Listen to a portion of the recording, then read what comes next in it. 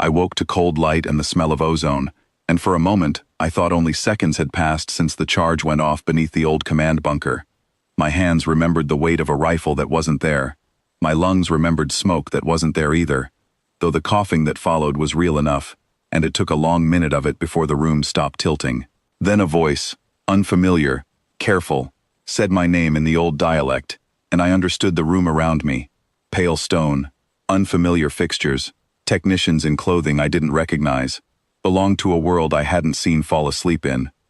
There is a particular kind of quiet that comes from a body that has been still for a very long time, deeper than sleep, closer to the silence of a held breath. I lay there letting it drain out of my joints, while the technicians spoke over me in low voices, checking numbers on instruments I didn't know the names of, and I understood, before anyone said it plainly, that I was not going to like whatever came next.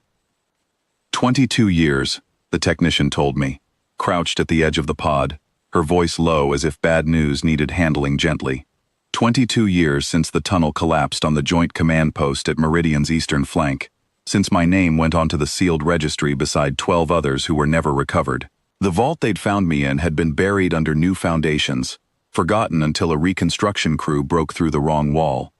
She told me other things too, quickly, like she wanted to get them out before I could stop her, that the war I remembered fighting had ended 9 years after I went under, that the alliance between my people and hers had held, mostly, that the Queen, Ithra, I'd known her as, though everyone here called her by her full line name, Ilith Varen, had never remarried, though the court had pressed her for a decade, that she was to be married at dawn tomorrow.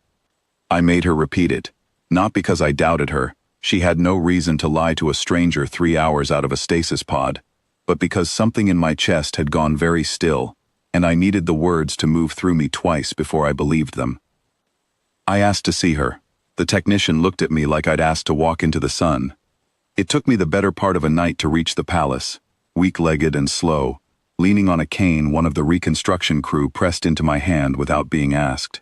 The city above the old bunker had grown into something I didn't recognize, towers instead of trenches, gardens where I remembered ash, but the bones of the place were the same, and I still knew, without needing to be told, which direction led to the Hall of First Light.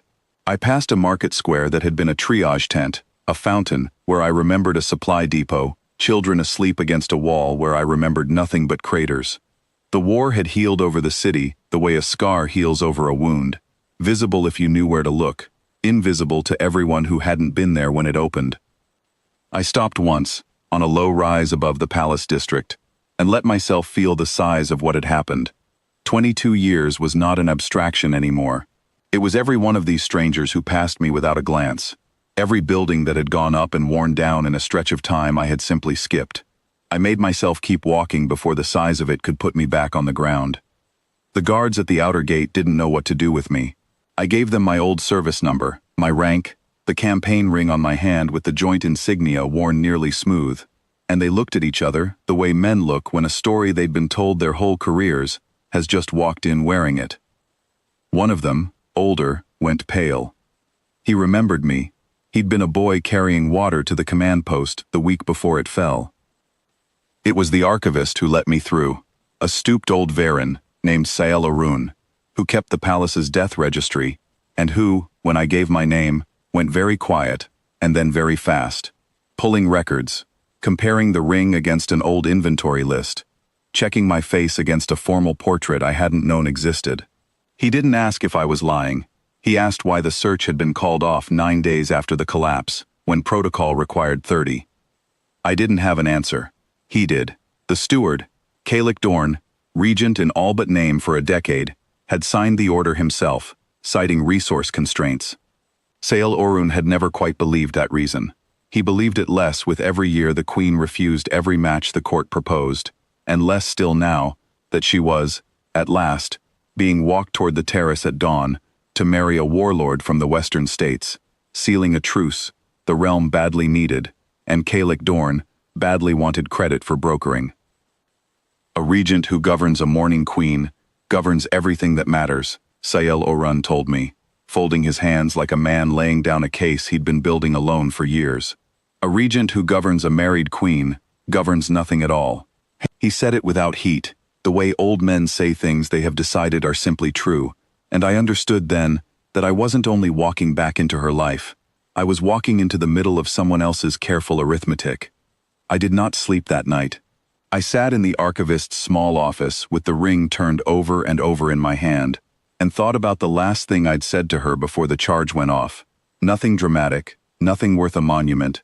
Just be careful, I'll see you at the debrief. And how I'd never gotten the chance to be wrong about that being ordinary. At dawn, they brought me to the terrace anyway.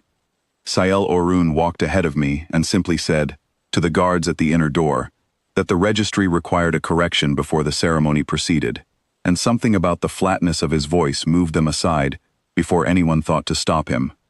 The Hall of First Light earned its name.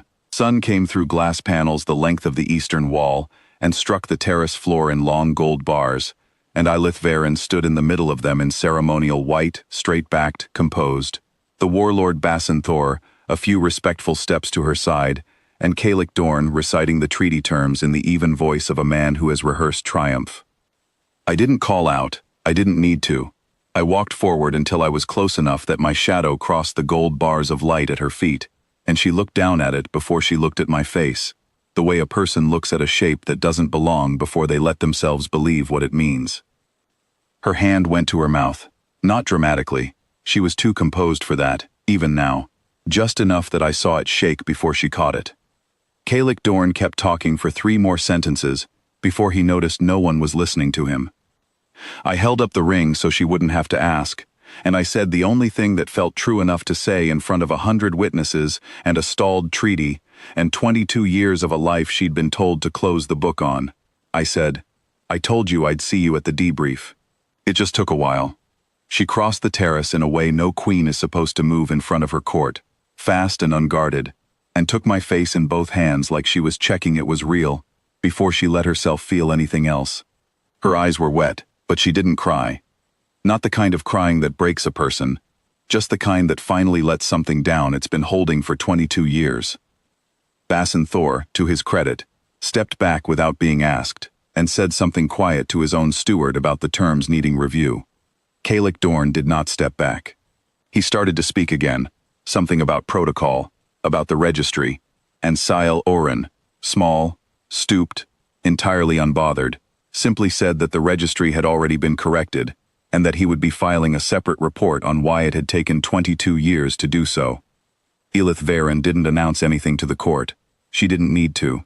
She kept one hand against my chest, over the old scar the collapse had left, as if she needed to feel it rise and fall to fully believe it, and told the assembled hall, in a voice that carried without needing to be raised, that the wedding was postponed, and the treaty would be renegotiated on new terms, and that the man beside her was not a ghost the registry owed a correction to.